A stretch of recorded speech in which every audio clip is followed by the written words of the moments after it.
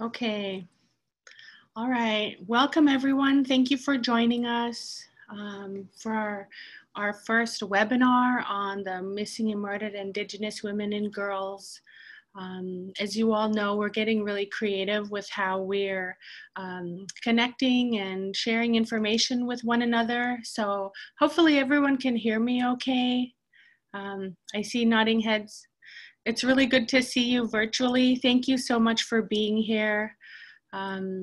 We wanted to start off with some housekeeping. So some of us may be new to Zoom or new to this webinar feature. So what we've done is everyone gets muted when they come in. If you aren't muted, if you could please mute yourself, just so, you know, so we're not all kind of talking over each other. And it may be helpful if you're in speaker mode. So there's gallery view or speaker view, and I have mine on speaker view, so you can see the person that's speaking. And we're also going to have, so we're going to do a presentation, and during our hour, and then at the end, we're going to have some time for some Q&A. And there's also a chat feature on here. So in a moment, we're going to introduce ourselves, and one of us will be monitoring the chat feature so we can get to any questions that you may have. But yeah, we do want to open it up later and have time for us to talk together. So again, thank you so much for being here. We know these are really strange times, but we're dealing with it, you know, together in the best way that we know possible. So thanks again. So we just wanted to start off with some introductions of our Native Peoples Action Community Fund, and Native Movement. So with that, I'll let Charlene introduce herself. Paglavisi, so welcome. Vanga Charlene Apak, Anupak Siska Akpik. Jinik Mugurunga, Suli Katarvik Mugurunga, Savaktunga Native Movement, me, Gender Justice and Healing Director. So welcome, my name is Charlene Apak and my Anupak name is Akpik, and my family is from Gullivan in White Mountain, Alaska. And I work at Native Movement as the Gender Justice and Healing Director. Klayana, I'm so glad everyone is here. Kelsey, do you want to go?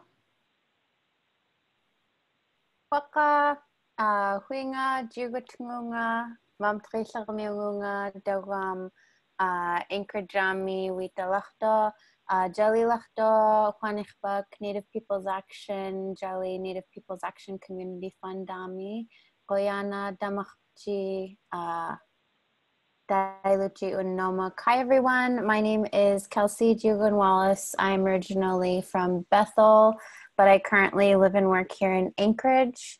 I am the Communications Director for Native Peoples Action and Native Peoples Action Community Fund.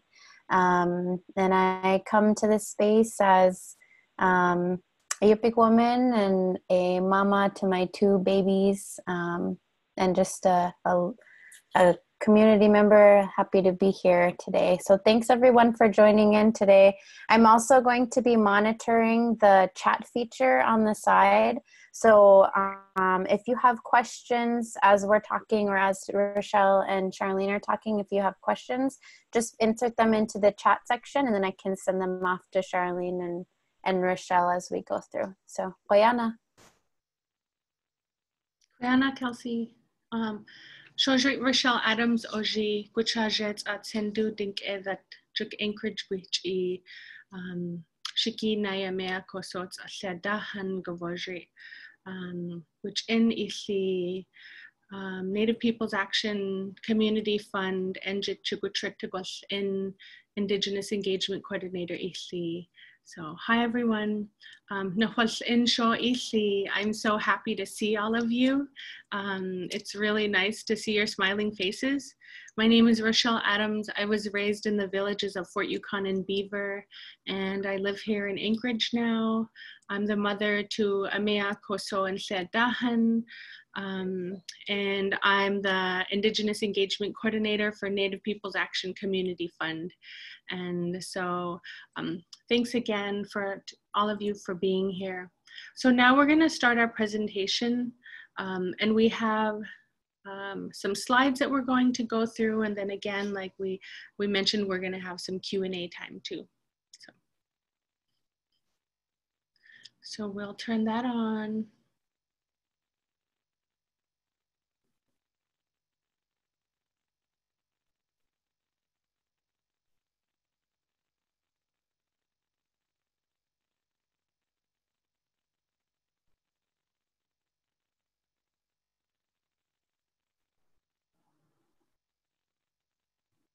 Okay, so does everyone see the first slide?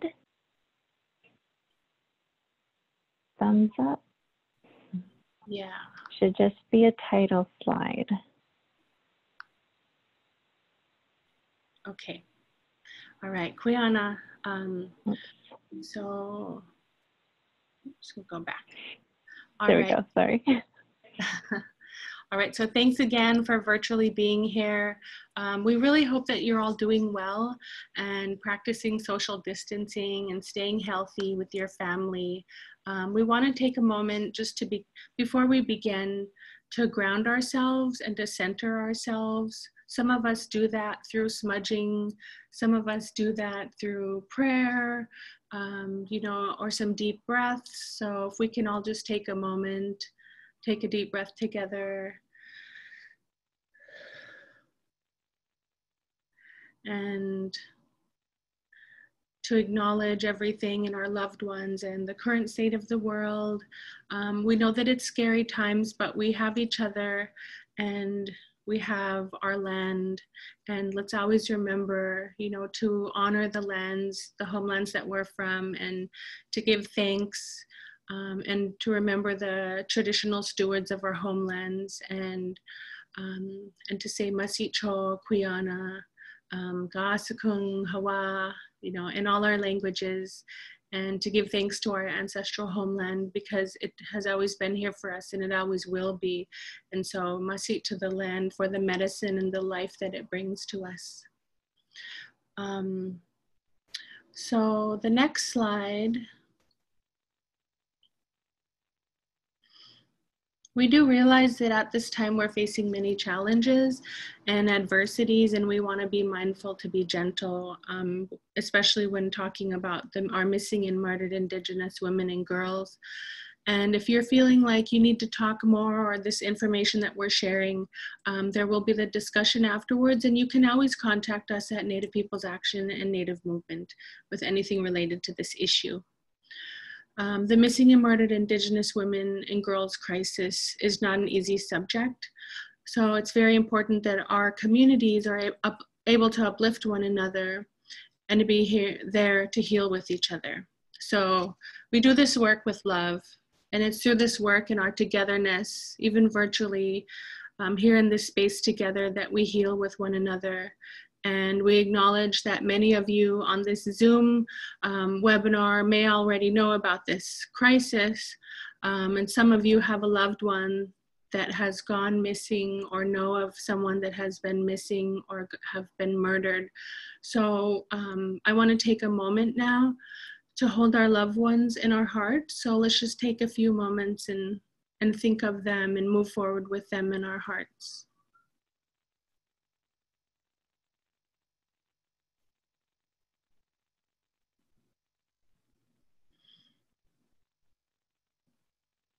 Masicho. The next slide.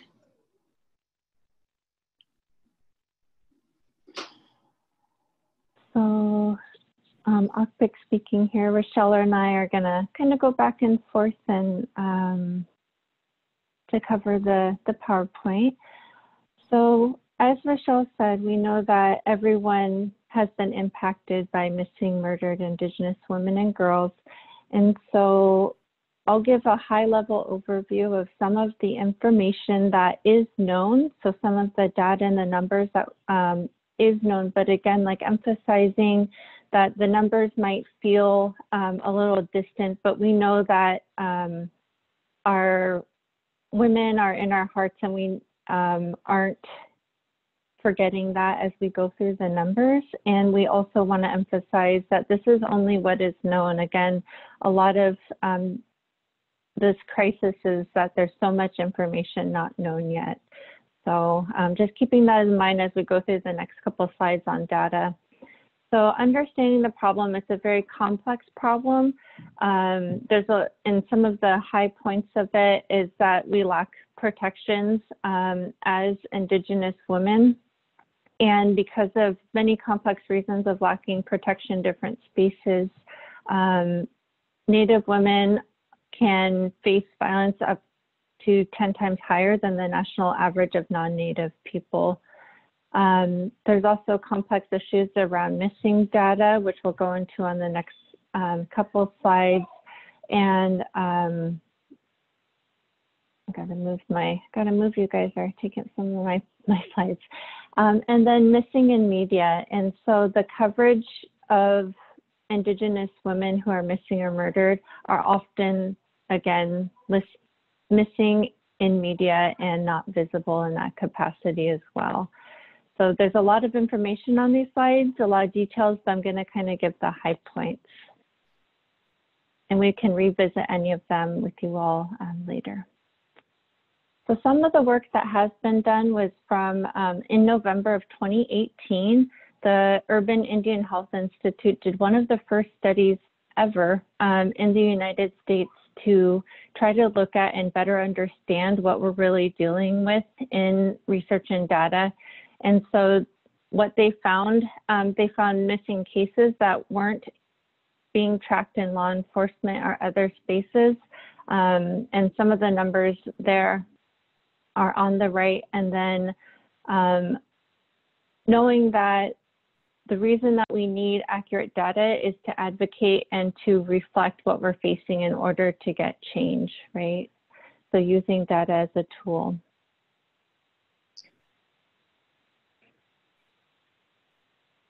We have, and then, you know, there's those higher numbers of nationwide, but I'm sure a lot of you are going to be interested in what this looks like in our state. And so Alaska, from, again, what information is known, ranks 4th in the top states with the highest number of MMWIG cases. So in the nation, yeah, like Charlene said, Alaska is ranked 4th, highest state. So this is following New Mexico, Washington State, and Arizona.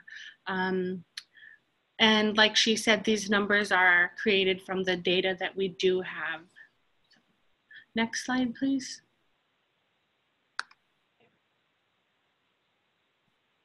So where does Anchorage stand? And we know that many of us are from across the whole state, but we just wanted to take a snapshot of Anchorage. And if we look at the top highest cities that are being impacted by the MMWIG crisis, Anchorage ranks 3rd highest, which is kind of scary. That's behind Seattle and Albuquerque. And Anchorage is the largest city in our state, and it's the hub to many of our communities, which is why we need to be so careful with our women and our girls that move here from the villages.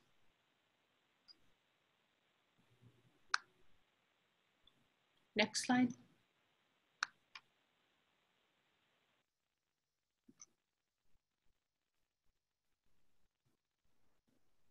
So some of the efforts that have been done using research and different already established mechanisms to reclaim certain data points are presented here. So for example, the Urban Indian Health Institute, when they did their research and they looked back at publicly available information through law enforcement and numbers across the nation, they found gaps in data. So for example, here's one of them where in total they found 153 cases that weren't being recorded in law enforcement. And so the way that this is done is there's it's called the Freedom of Information Act request, where any person, you all included, are able to request information that is rightfully shared with the public. And so the Urban Indian Health Institute and our organizations and individuals such as myself and people in the community have utilized this mechanism to successfully reclaim data and again, make sure that the numbers are becoming more accurate.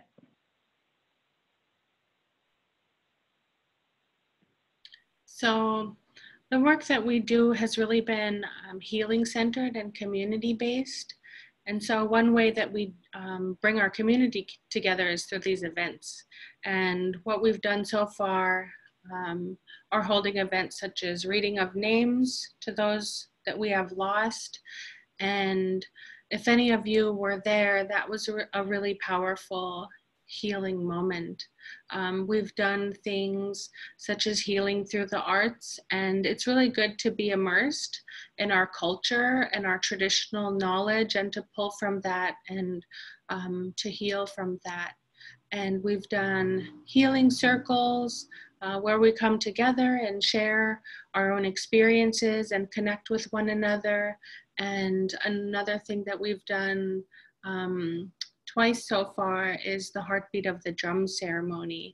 And I don't know if any of you that are listening were there, but it was a really powerful and beautiful moment. So we're really glad that we can hold that space for our communities to come together. Next slide, please. So other events that we've hosted and are continuing to host and we have planned to host are things such as vigils. We've unfortunately had to do that to hold that space and come together. We've had learning lunches, similar to this, although now we're getting, creative with our webinars. We'll be having a self-defense class, and like we've said, we're, adapting and getting creative in how we hold our events. So there'll be a 5K run in the future also. With everything happening, now in the world, where we'll be sharing how we choose to do this event or if we're going to be postponing that.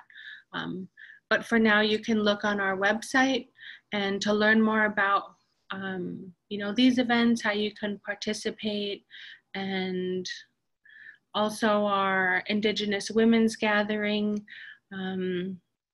It may be going virtually, kind of like this webinar, and we'll be sharing out tutorials and resources online so we can still participate and come together for those.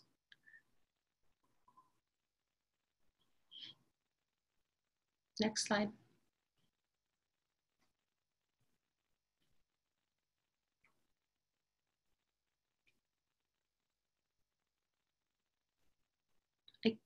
I can't hear you. Oh, sorry, I was on mute. So again, like Rochelle said, we always want to start with the community and bring folks together and really center it from a healing place before we go forward and make sure we're taking care of one another. So that's why we have all of our community events and why we started with the vigil at the beginning of the year before we moved on. And so as we seek justice, we understand, again, like I mentioned at the beginning, how complex this issue is. So it crosses all sectors. It crosses everything from the local to the federal level, local, state, federal. And so when we've been asked about what our strategy is, it's every front. We want justice on every front. We aren't just following one line of a strategy to seek justice. We're looking at it at all levels, but we always do welcome feedback from the community, and we center that and we begin there and really make sure we're moving forward in a good way. So we are partnering across sectors though, and it's not just going to be one group's job to do this. We need everybody a part of this. And so we have a I'm going to go to the next slide. So for example, we've been working with law enforcement, and our approach with the law enforcement is really prioritizing relationship building. And so when we went to them, you know, we didn't just go and kind of attack or ask a lot of questions, you know, like that. We really want to develop and establish a better relationship with law enforcement. So we have an open line of communication with the Anchorage Police Department, and that went really well, and we continue to talk with them. They were really open to finding tangible ways that we can move things forward. So for example, we're working with them on updating their cultural awareness training. And then we also have been in communication with the Alaska State Troopers. So not just work, we aren't just doing work in Anchorage, but we're having statewide approaches as well. And so again, like I mentioned before, we've been working with the FOIA request, and then we have an upcoming presentation on April 1st, which again, you can look at our social media to see. But we have a presentation with the state troopers and the federal database called NAMUS, and we'll be, and that's again for community members. Everyone's welcome to learn how to input missing loved ones' names into these systems. So that will be on April 1st, so we'll plug for the future. But I'll go to the next slide for Rochelle to share more about some other partnerships we have. Yeah, let's see. So we're really happy to have developed a relationship with the municipality of Anchorage, and we're really hoping that this can be used as a model for other places around the state. So we've done presentations very similar to this presentation that we're showing here at the Anchorage Assembly. That really kind of started our relationship there with the Assembly members, so where we had meetings with them, and this led to us working together, and we developed a MMWIG resolution.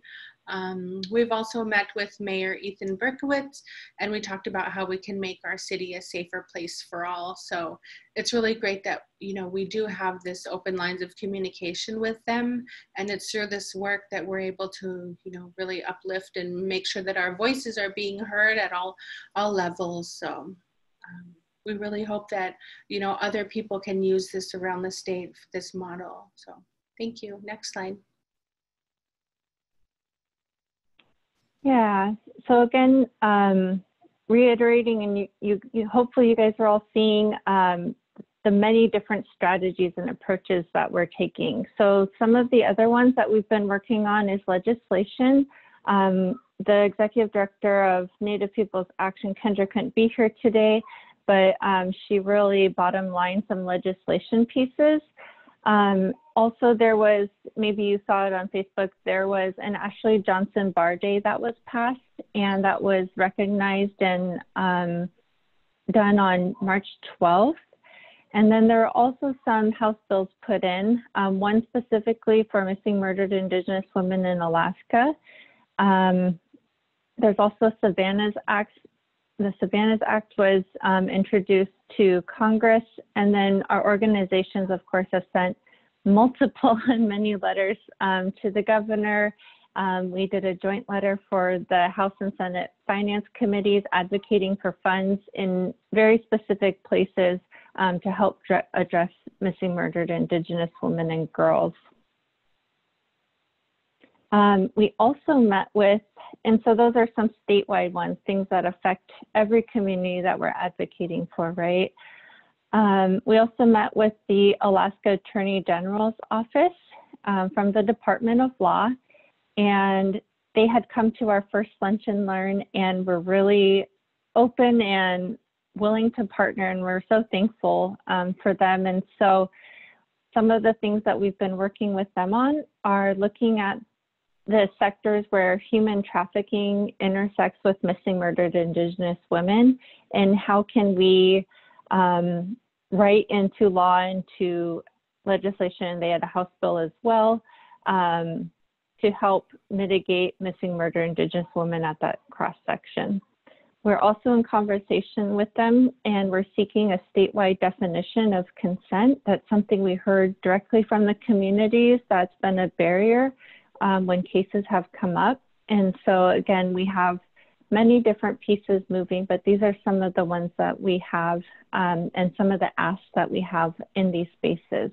So that one, you guys know what's being asked for, and then two, for feedback, tell us if we're missing anything, of course. I'll go to the next slide.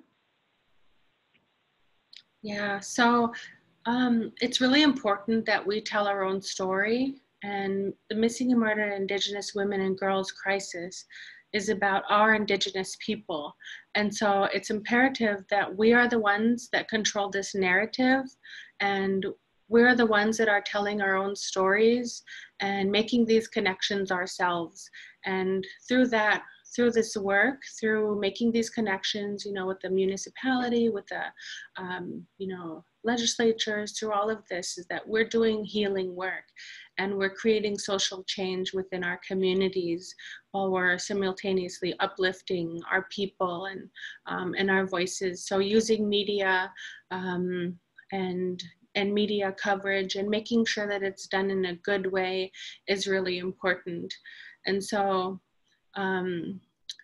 so these images are some of the ways that we've done that through radio, being interviewed on the local news, and just being able to share our own stories. But, you know, we just really feel strongly about us being able to tell our own stories, and that, you know, having media portray these stories accurately is really important, with being sensitive to the families of those that have gone missing and murdered, and just mostly, you know, really telling that story through our perspective. So thank you. Next slide.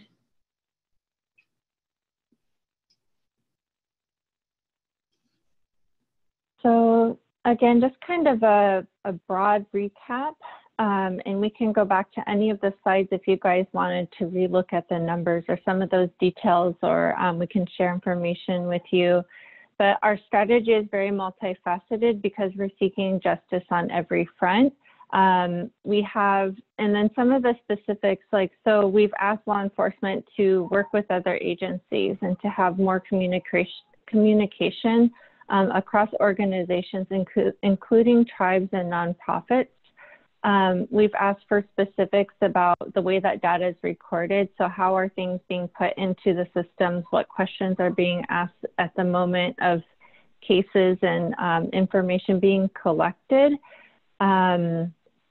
We really would like to see cross-organization across local, state, and federal tribes and nonprofits to have agreed upon ways of working together and sharing information. And then, of course, we've sought funding to specifically support these initiatives that we're asking for. So some of that is having more investigation support. We know that sometimes they're short-staffed in some of these areas. We're looking for accurate data collection and better case management. We're looking for support in the communities, so through public safety, and there's some specific efforts around VPSOs.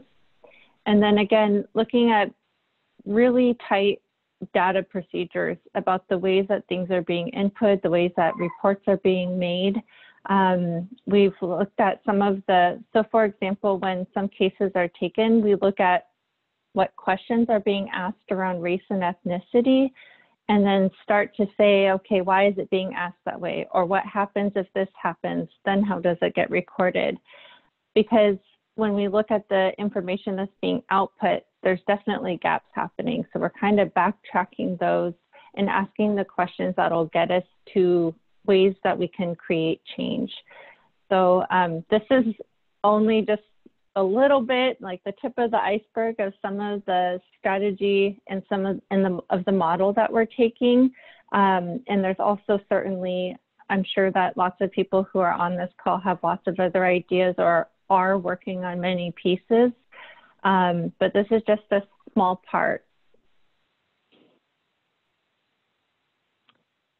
And much like Rochelle said with the media piece, this is an Indigenous-led effort. There are many Indigenous organizations that are working together, particularly like Native Movement, Native Peoples Action.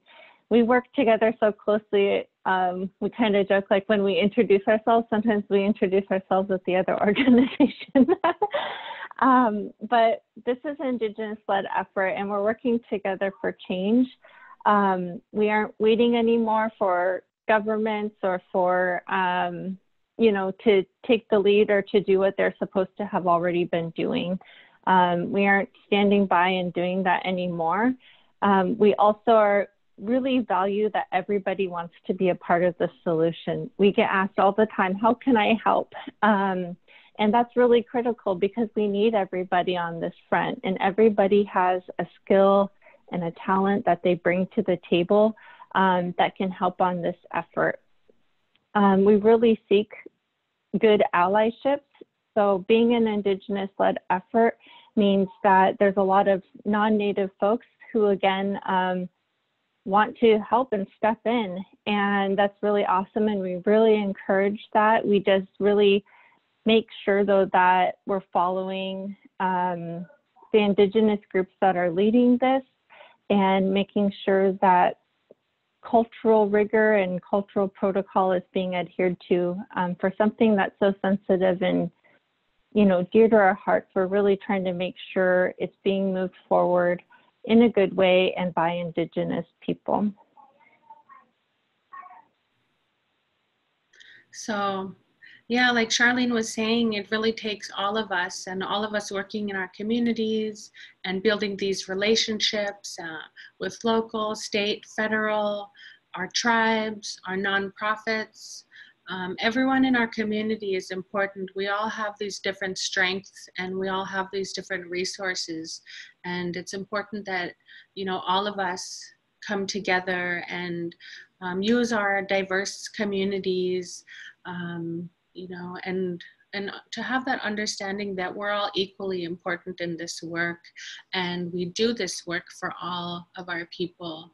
And you know, it's not always easy, and I'm really thankful that I have my coworkers and my sisters in this work, because, you know, what we're dealing with, it's really, really close to our hearts. It's our people. And so it's really important that we're all working together. And we like to use the hashtag #WarriorUp with love and the hashtag MMWIG, and now we use social media to connect. So there's so many ways that we can do this work together.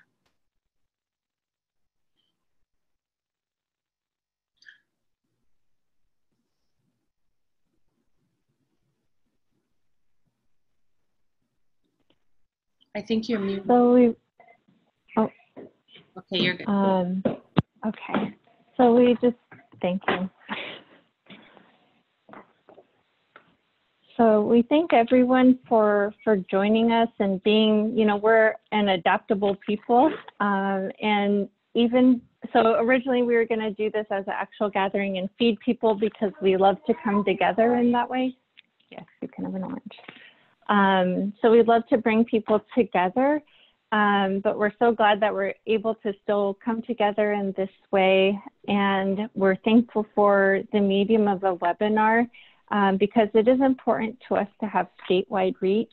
And so we want to be able to have this information and be able to communicate with as many people across the state as we can.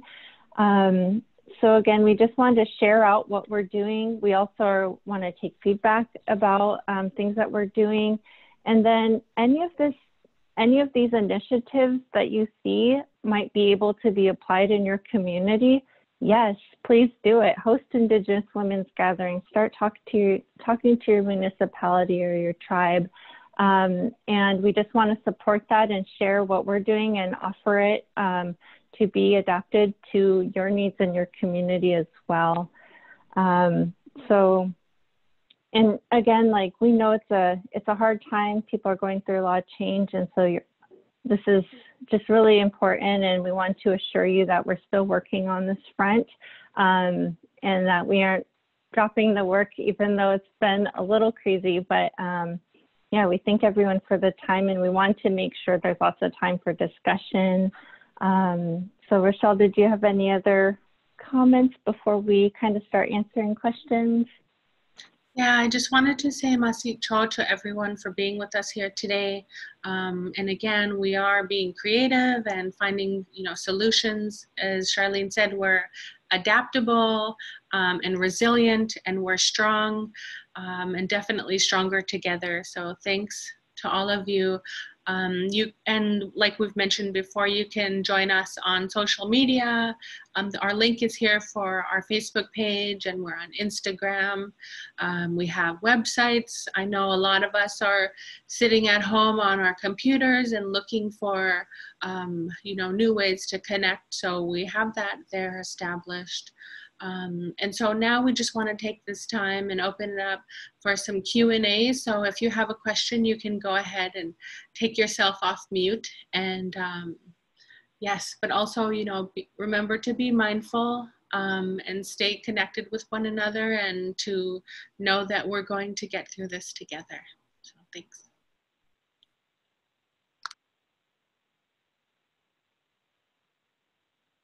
So maybe the next step would, maybe Kelsey, do you want to walk us through any questions that came up in the chat?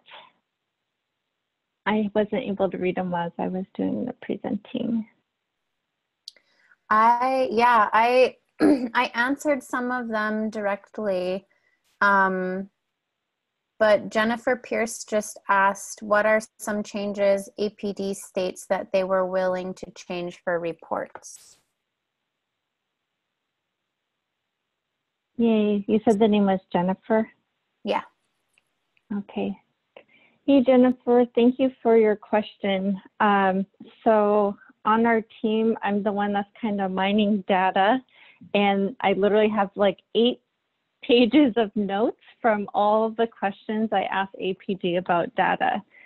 So some of what happened was I was taking reports of what they put out, and I was seeing the gaps of things that were missing. And what it led to, essentially like backstepping all of it, was that, for example, they collect only 4 boxes of race and ethnicity. So I think it's Black, white, Asian, and I think the box literally says Indian.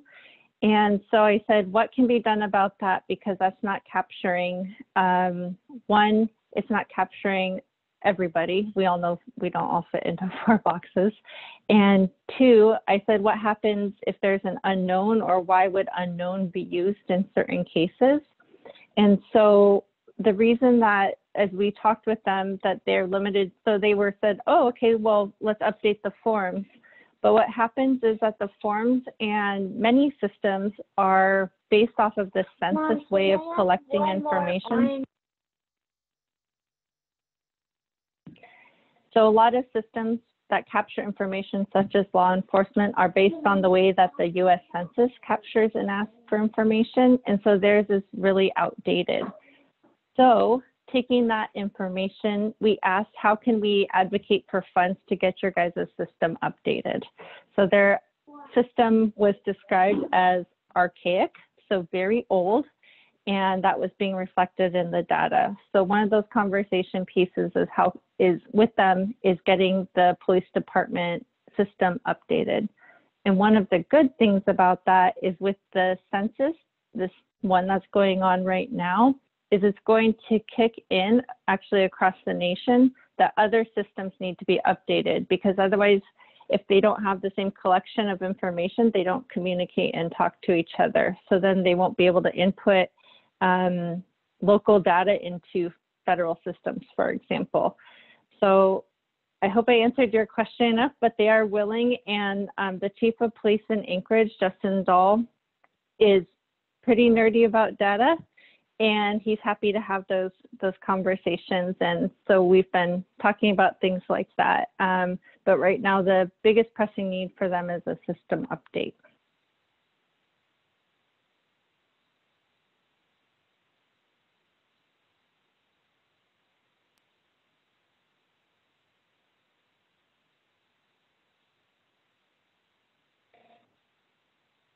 And it looks like there was a question about the year of the statistics.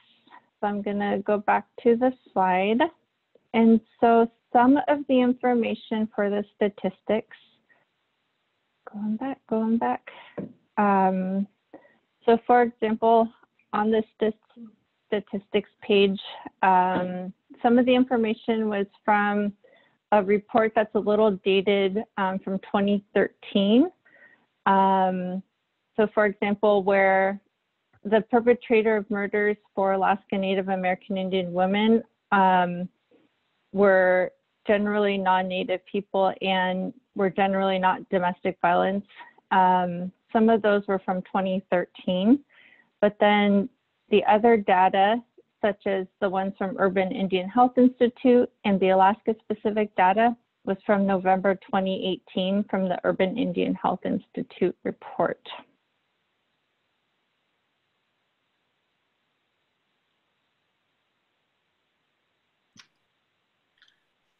It looks like there was another question. So what are some ways that women and girls, how can we promote safety for women and girls who are relocating to urban areas? What type of messaging, social media, etc. This is the kind of conversations that we were having with Ethan Berkowitz, and we were thinking about, you know, we have so many women that are coming in and girls that are coming in and not being very familiar, you know, with Anchorage, and in some ways, you know, they get taken advantage of, and so we've been trying to develop, you know, messaging and how to help with that. That's something that we're still working on, but we're trying to learn about what are places and ways that women become vulnerable. So Charlene, do you have anything else you want to add to that? I think that one thing that I could suggest is I've seen people get taken advantage of when they're going out in, like, you know, like bars or in places like that and getting drugged. And so I've seen things develop to where people can test their drinks to see if they've been tampered with. I think it was the Alaska Native Women's Resource Center that put out some like coaster type things where you can test your drinks. There's also things that I've learned just by serving on jury duty, you know, places that that women and girls get taken advantage of usually happen with alcohol and drugs being involved. And so, you know, being really careful around that and not falling into that sort of lifestyle where you would be getting taken advantage of. But, you know, I'm still learning and I'm still trying to understand, and each case is different. And all we can really do is look out for one another, but it would be really good to have that, you know, hard evidence and say, well, this is the, you know, the top 5 risky things or things like that. But we are really learning, and it's that data that we need, and it's that, that understanding that we all need to have together. So. Yeah, thank you, Rochelle. And we also know, as we see across many cases, that women are, you know, I choose very specifically not to use the word vulnerable, but I use the word targeted. So women in different situations are being targeted. And so whether they're, quote, seen as vulnerable in our society, this is crossing all women. And one of the examples I share is with Misty Upham. You know, she was an Oscar-nominated Native woman who was murdered in Washington. And so to help answer part of the question about what can we do, our last Lunch and Learn also had someone who participated and came and shared that one of those targeted groups are homeless Native women. And so understanding our circle and who those targeted women include would be homeless women who also might have come from a rural to an urban setting and find themselves without resources. And so supporting the homeless too, I think, is one way. And there was another question, and I'm trying my best to keep up with them. They're coming really fast. There's a question about philanthropy. And so I can speak at least from a Native movement perspective. So we are an Indigenous-led nonprofit that doesn't take federal funding. And so we are largely funded by a lot of philanthropists and people who are willing to support decolonization work and Indigenous-led work, including this. So I think hopefully that helps. Philanthropic resources do you have available to you? So that's who funds this work being done. And then there was a question about 2019 data being available. So 2 parts. Right now, I think the Urban Indian Health Institute is doing another study, and I believe they're hoping to do an Alaska specific one. So kind of on a national collaboration level.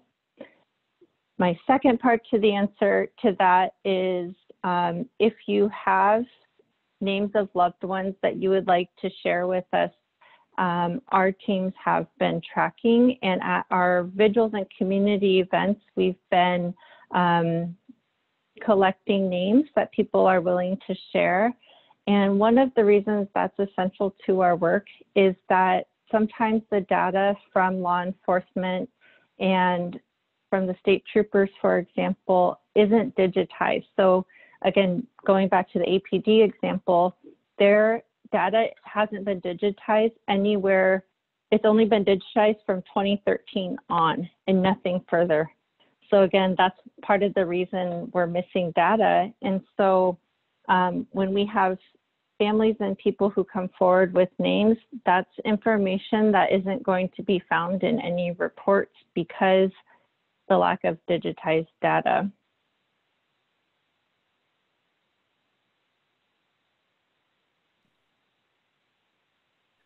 So this next question from Phil, I guess I'll just read it. It's kind of a long question, but I feel like it's really important. The question, you know, to hear the question. So working with law enforcement and the justice system is necessary to reduce harm now, but both of these are also disproportionately impacted on Indigenous peoples, shooting and incarcerating Native Alaskans and Native Americans at a greater rate than any other group, giving harsher sentences. Is MMWIG taking steps to make sure that it's not falling into the same trap as carceral feminism, and putting power and resources in the hands of Indigenous women and their communities towards healing and not towards a system that perpetuates harm towards the same?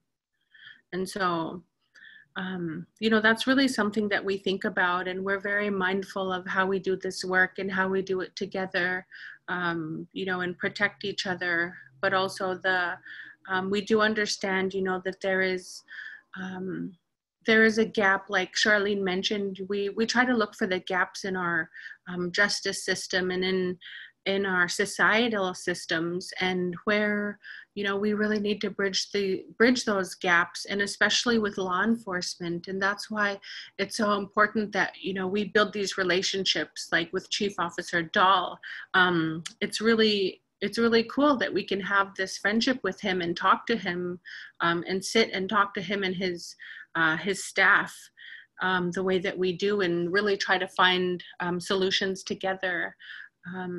And so there's so many pieces to this question, but those are some things that come to mind as far as like thinking of, you know, I'm not sure, I don't understand what carceral feminism is. Maybe one Charlene does, or someone, but when I think of feminism, you know, it's really creating that space for women to uplift each other and to be strong and empowered and to be safe. And so, you know, when you think about that, you think about the ones who are perpetrating and who are targeting our women and our girls, and statistics have shown that it's, you know, it's white males, older males. And so that's something that, you know, we're coming to understand, but like we've said before, we don't have all the data on that. And so it's through this, we really have to create the means to get adequate, valid data so that we can really understand, and so that we can really put these solutions in place to make sure that, you know, we're stopping this crisis. Did you want to add? Yeah. To Phil's question, so some of the ways that we try to ensure we're not perpetrating or replicating existing harmful systems, or making sure that we're critically thinking about the ways that we engage in these systems and we're not perpetuating them, is, for example, when we talked about media, we're very insistent on this being an Indigenous-led effort. And so when people approach us and want to work together, we make sure that's very clear that it's in a decolonized way, that Indigenous people are holding the space, that they're the ones that are initiating and driving the change and those ideas, and that we really speak for ourselves and we make those decisions as Indigenous people, and that we're leading it. And so, for example, we're really critical thinkers about not being tokenized. We're really critical about not just being used for grabbing attention in media, right? We do it, again, from a really healing-centered place. And there's lots of different ways that, again, instead of just going, okay, thanks. Again, like building relationship with police and law enforcement is a very different approach, I would say, that other non-Indigenous groups might take on an issue like this. And so hopefully that helps answer your question a little bit. And then also regarding feminism, my role at Native Movement is gender justice and healing, and that means all genders, and that means holding men accountable, but it also means healing for our men. I really believe in that. And so in a bigger picture, we've been looking a lot at what gender justice looks like and creating space in that way too, that moves us towards healing and not just a Western feminist way of calling out without solutions.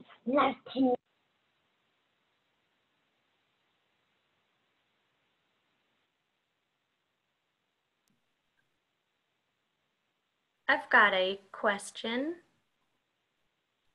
Hi, thank you all for sharing this opportunity for us to come together and learn. I'm really curious about the ways that the organization has utilized art as kind of a healing, a platform to heal. Curious about why that's important, and some of the examples that you could give towards how our Native people can do that when thinking about strength and healing. That's all Rochelle. Well, I do numbers. You do art. You should show your t-shirt. So Charlene's t-shirt, that's a really good example. Defend the sacred, and showing it's so great to be able to use art and to have these amazing artists in our communities. She's modeling her earrings now, but we've used art in so many ways. I'm trying to think of well, in the presentation, when you see that map of Alaska, that was one of the things that we created. It's a huge painting of Alaska with some forget-me-not flowers, and that was a way to memorialize and have a place to put the names of our missing and murdered loved ones. And that's been shared around the state and continuously, unfortunately, continuously added to. That's one example. And Charlene is sharing the slide now. Yeah, but if you look at it here, it says, "Remember our sisters forever in our hearts." And it has the the map of the locations of our loved ones and their names. These were also some of the names that we read out loud. And so that's one example. We have just so many amazing artists in our communities. So I'm really glad that you asked that question, Polly. Another one is Sarah Whalen Lunn has done some really amazing stuff, and we have that in our presentation too, and I believe it's the last slide. But the missing and murdered Indigenous women and girls, the crisis, it's not just, like we said, it's not just in Alaska, it's not just in the United States, you know, it's in Canada, and it's all over where we have Indigenous women. And so that's something that connects us, and there has been some symbolism that has been developed. A lot of times you'll see, for example, like a handprint, either like on a face or just as a logo. That's kind of something that has evolved as we share this, you know, share about this crisis. And that handprint, what I've been known, my understanding of it is that when you wear red or you use that handprint, it shows the red is supposed to be seen by the spirits.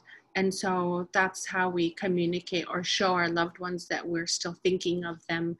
And through that imagery and that symbolism, we're able to connect with one another and to, you know, connect and use that symbolism that we all kind of understand now. And to show our solidarity with one another. Yeah. So there's so many examples of ways to use art, and I'm really, really thankful that you asked that, Quiana. It's so healing too, right? So we know that people heal and process what's happening in many different ways, and the artists have been really generous with sharing that gift with the community, because I think a lot of people resonate when they see these images. I had a couple, as I'm scrolling through all the questions, I had a private message too, and I'm going to respond publicly here. So there's a UAA working group that is addressing gender-based violence, and that brings in folks from many different organizations, but it's being led by the chancellor at UAA. And if the person who messaged me that would like to share more, but I did want to share that there's work being done, that there's a working group that is coming together to think creatively and bring people together also to address gender-based violence.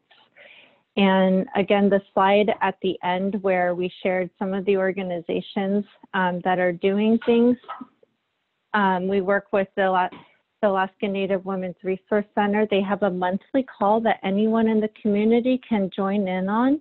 And again, that's to share what you're doing or to get ideas or to just hear what's going on and where action can be taken.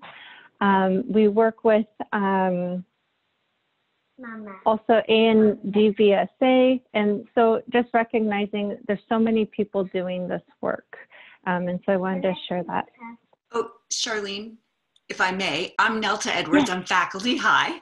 Hello, everyone. Thank you. Thanks for a great meeting. So I'm one of the co-chairs of the UAA Chancellor's Working Group on Gender and Violence in Alaska. And just quickly, the idea of the working group is to offer up university space and organizational capacity to people in Alaska who are working on gender-based violence. So the idea is, and we almost pulled off a really great panel organized by, Charlene and Will at Native Movement, except for this virus. It would have been last Saturday.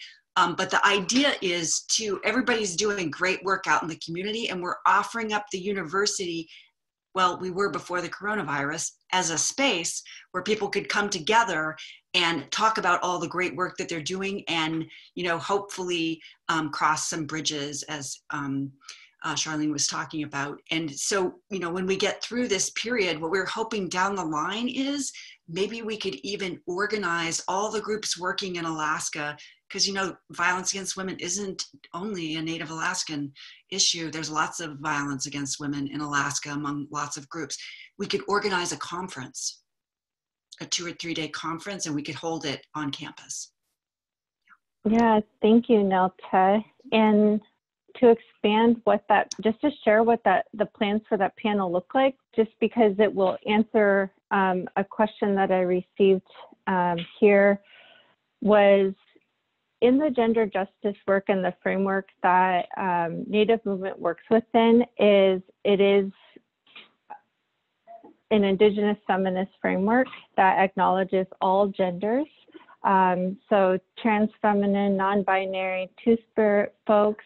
And one of the ideas for what the panel was going to center was kind of getting the foundations of a fluid gender construct in place across different sectors. And so understanding non-binary genders and those pieces. And so that's what we were working towards to address injustice that's happening. And so we're, if you follow Native movement, for example, we highlight, you know, Trans Awareness Day. We talk about and if you see Indigenous women's gathering is spelled with an X, again, acknowledging the different genders that is part of decolonizing gender and working towards justice for all genders, right? So hopefully that helps answer one of the questions I got and also expands on some of the work of the working group that Nelta and others have been really supportive of. And I also just want to acknowledge it's 1 o'clock and we know people might have to go back to work or just switch modes while you're at home, but we did keep this line open till 1:30. So if there's more questions and you're able to stay on, we're here to stay on, but if you have to go, we completely understand and want to recognize and honor your time. So.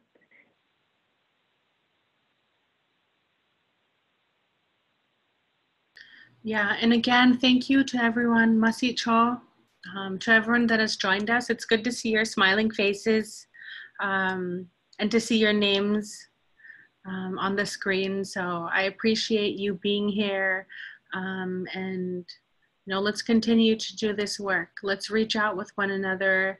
You know, let's use this as a model and let's connect and do this this work together. So I see thanks coming in on the chat. So you're welcome and thank you all for being here.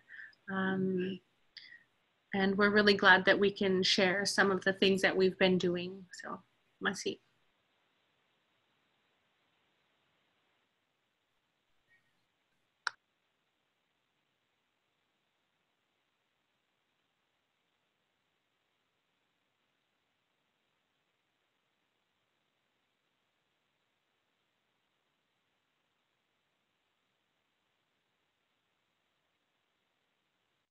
I don't know how to respond to my private messages. So if folks are messaging me, you can also message me on my messenger. I don't know how to respond to this on there. So just so, you know, I'm not ignoring you, but appreciate all the love and the messages being sent. I don't know how to respond to it. So figuring things out, learning. Hi, this is Kelsey. I just wanted to say, I didn't get a chance to talk about it earlier, but Debbie had talked about, you know, what are some ways that we can promote safety for women and girls who are relocating to urban areas. Another thing that we had talked about was putting together a toolkit for women who are coming into Anchorage or coming into rural or coming into urban areas from the rural places. So if you guys have any input on messaging for women and girls relocating to urban areas, feel free to reach out and see if there's any way that we can uplift that. We're pretty tech savvy with video, and our Facebook page that's up, MMIWG Alaska, is where we're going to be posting a lot more information. So if you're wanting to work together, we're open to that, and definitely am wanting to be able to get that messaging out. So just wanted to throw that out there. Adapting the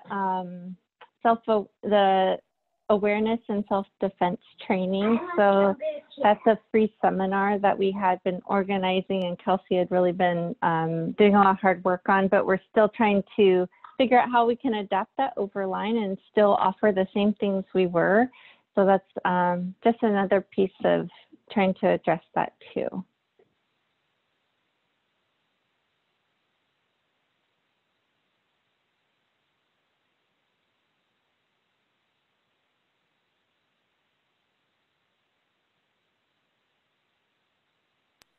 Are there any last questions for folks who are still on the line, or?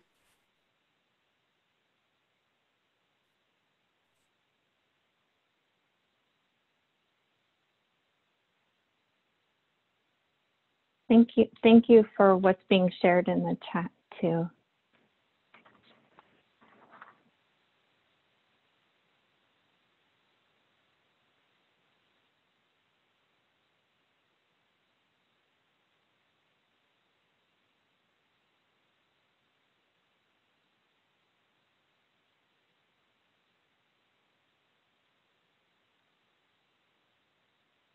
All right, well, Koyana, and please feel free to reach out to us on our social medias and the emails. This is recorded so that we can share it back out for folks who maybe weren't able to, or if we want to revisit any slides or information that was shared.